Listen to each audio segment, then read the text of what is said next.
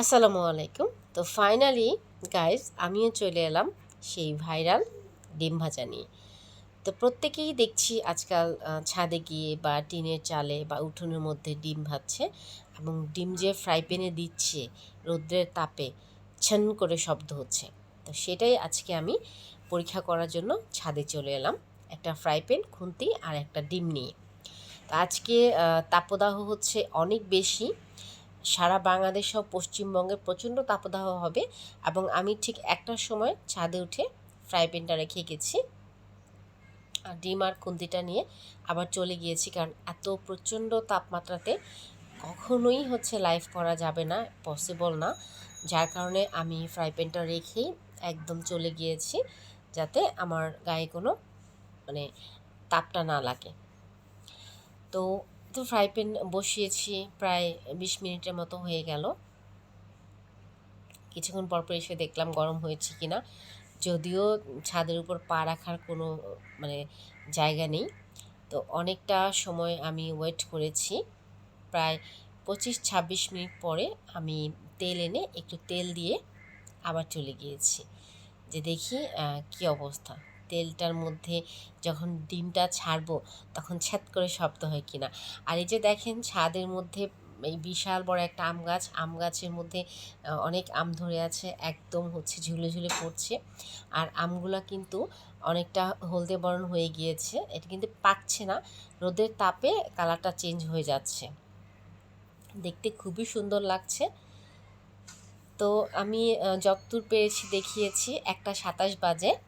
1:27 আমি ঘরের মধ্যে ডিমটা ফাটিয়ে একটা পেলাতে করে নিয়ে তারপর ছাদে যাব, কারণ ছাদে গিয়ে ডিম ফাটিয়ে দেওয়ার মতো মানে তাপমাত্রা সহ্য করার ক্ষমতা আমার নেই। আমার এমনিতে অ্যালার্জির অনেক প্রবলেম। তো এই তো আমি ডিমটা ফাটিয়ে নিলাম।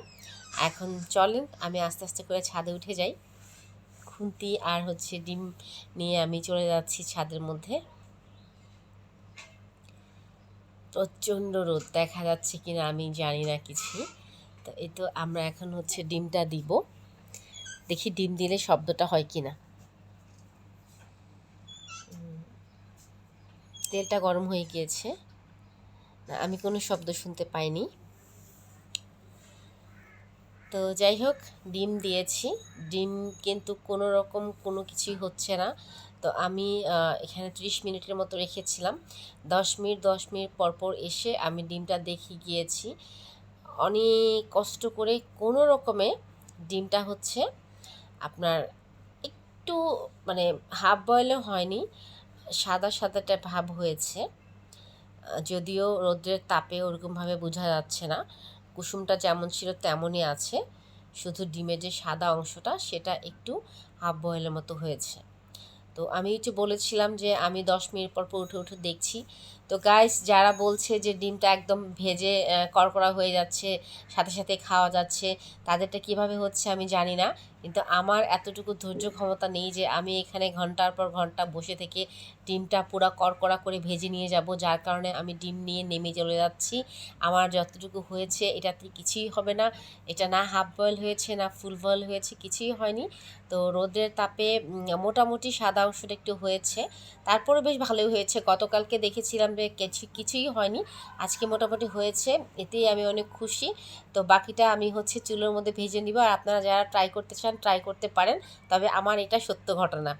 ঠিক আছে, আপনারা সবাই ভালো থাকবেন, আর এই গরমে নিজেকে রক্ষা করার জন্য বেশি বেশি তরল জাতীয় খাবার খাবেন।